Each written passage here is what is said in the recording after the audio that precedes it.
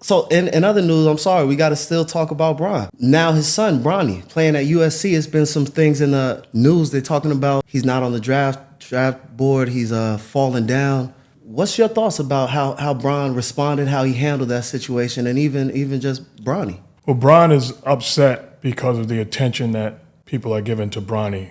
He climbs on the draft board. Lately, he's off the draft board. To me, too much is given, much is required. I wouldn't even pay attention to it. The same way that LeBron made a statement a month or so ago that Bronny James is better than some of the Laker players or some guys in the league. We have all been in this position when you reach a certain point where there's certain guys at the front of the club or the front of the restaurant controlling the VIP area, controlling the taped off area. And sometimes they see a LeBron James or somebody with a name and say, come on in, you skipped the line.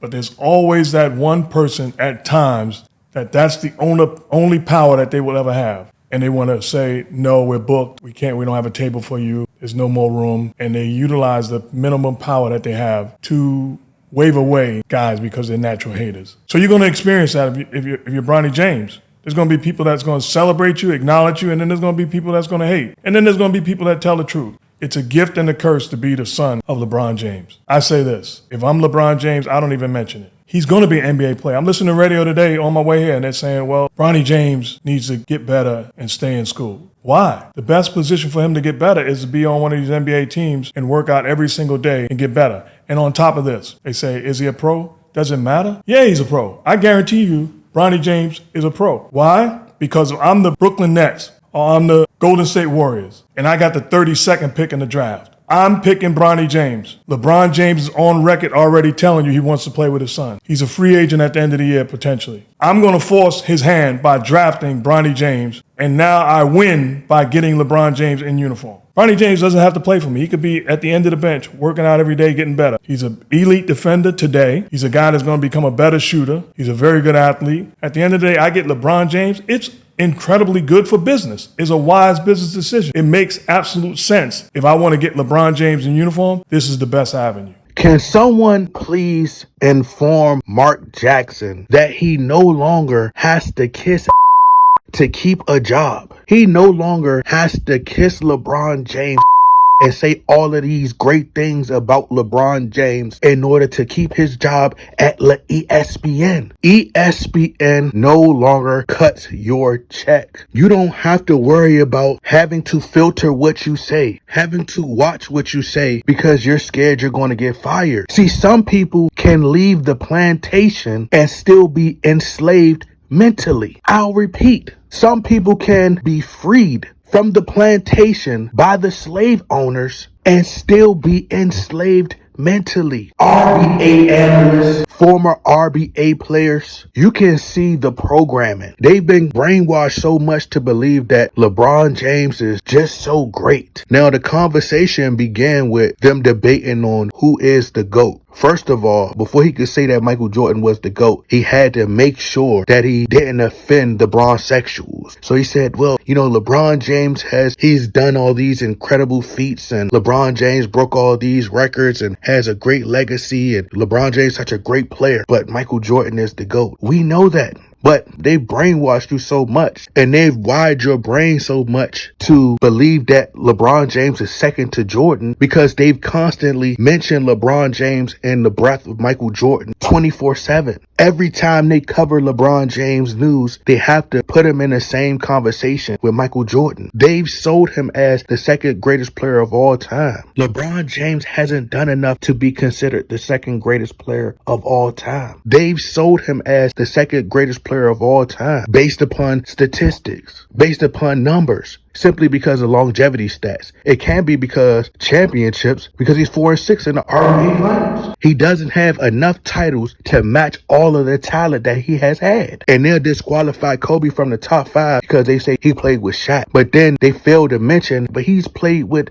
Dwayne Wade, arguably a top 3 greatest shooting guard of all time. Played with Chris Bosh, Ray Allen, stacked bench in Miami. Then goes back to Cleveland and play with Kyrie Irving, going to go down as one of the greatest point guards to ever play the game. Played with Kevin Love, stacked bench. Anthony Davis, Russell Westbrook. The list goes on and on. But they want to talk about Kobe having Shaq? Bronny James has to earn his spot and earn his keep just like any other player. No ifs, ands, or buts about it. And then he proceeds to use this club analogy about how there are some people who are able to jump the line, they're able to skip the line, and they're able to go to VIP based upon popularity, recommendations, affiliation, connections, and so on and so forth. Mark Jackson, the $1 billion question is, does Bronny James even want to go to VIP? That's a question that Bronny James himself has yet to answer. Maybe Bronny James doesn't want to go to the club at all. Maybe Bronny James don't even want to be nowhere near a club. Maybe he's being forced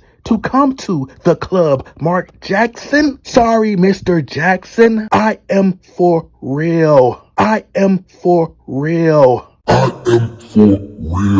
Maybe Bronny James doesn't want to go to the club. Maybe he wants to go to one of his friends' house parties. And I ain't talking about the reboot that his father made, that his daddy made. Because for all we know, Bronny James could be content with standing in that long line with his friends, waiting to get inside the club, doing what regular people do, having a drink, approaching a girl at the bar, having regular conversations about life, just in there having a good time, turning up. Dancing to Playboy Cardi, turning up the Lil Durk, turning up the NBA Youngboy, Kodak Black, the futures of the world. Maybe Bronny James doesn't want to be in VIP with his father. Maybe his father is trying to force him to go to VIP. Maybe he wants to turn up to some Drake. Who knows? Maybe he would rather be in VIP with the new generation. Cassinet, Aiden Ross, Duke Dennis. There's an entire world that exists outside of the LeBron James circus. We have yet to hear Bronny James go on record and even state that he wants to play with his dad, let alone even being good enough to get to VIP.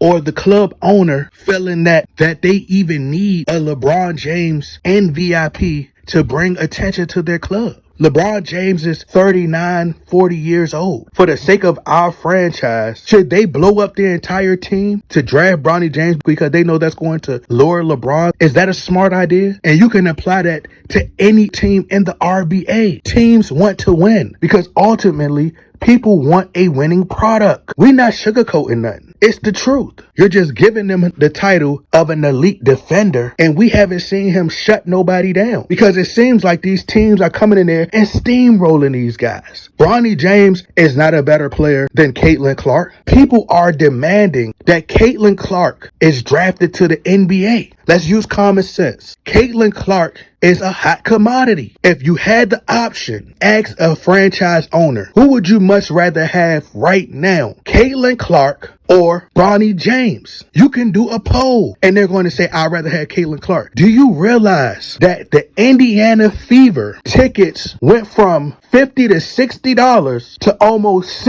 $700 when they found out that the Indiana Fever are more than likely going to get the number one pick? And with them getting the number one pick, that they're going to draft Caitlin Clark. Caitlin Clark is going to go to the WNBA and she's going to be the female version of Steph Curry. Even I want to pay tickets to go see her play. It's a void right now in the WNBA. So people are going to pay an arm and a leg to go see Caitlin Clark play. The main thing that everybody should be worried about, because they're so focused on Bronny James making it to the RBA. No one has yet to ask, how is Bronny James doing mentally? This is selfish. Do he even want to play with his father? Is his father forcing him to be an NBA player, all for his father's own selfish gain, to be able to play with his son for his legacy? Bronny James is not a better player than Juju Watkins. Who do you think people would much rather see right now? Steph Curry or LeBron James? More people would much rather pay to see Steph Curry. The RBA is so out of touch with their consumer base that they don't even realize that people would much rather see Steph Curry than LeBron James, which is why their ratings are declining to an all-time low. To an all-time low. To an all-time all-time low. Why would I want to bring the morale down for my team by drafting Bronny James and all the baggage that his father comes with?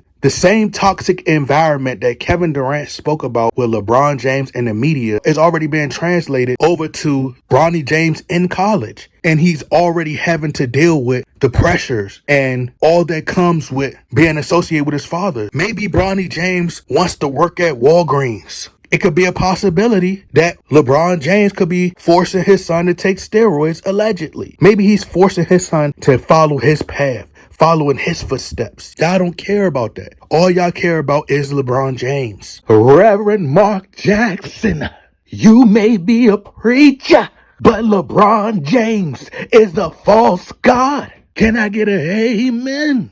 Can I get an amen?